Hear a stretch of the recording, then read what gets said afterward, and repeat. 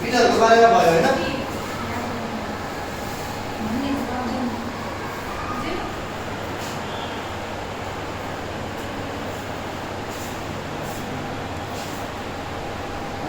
ल भन्छ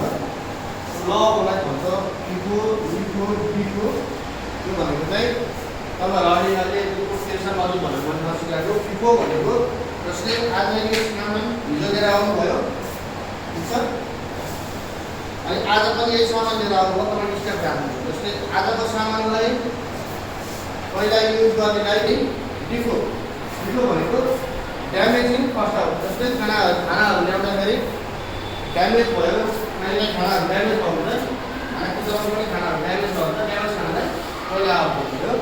लिफो भनेको लास्टिङ फसल लास्टिङ फसल भनेको पहिलाको खाना पहिला आउट हो उयो खाएर खानाहरू वेस्टेज भयो यस्तोहरू बनाएपछि तपाईँहरूलाई यस्तो भोलि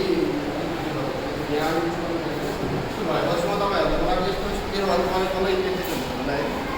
है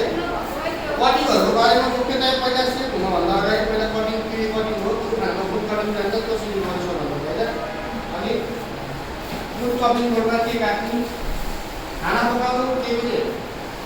खाना पकाउनु के पनि खाना हो खाना घरमा पनि पकाइन्छ होटलमा पकाउन घरमा के दिन्छ भाडा त्यही हो चलाउनु त्यही हो तर होटलमा के हुन्छ हाइजेनिक हुन्छ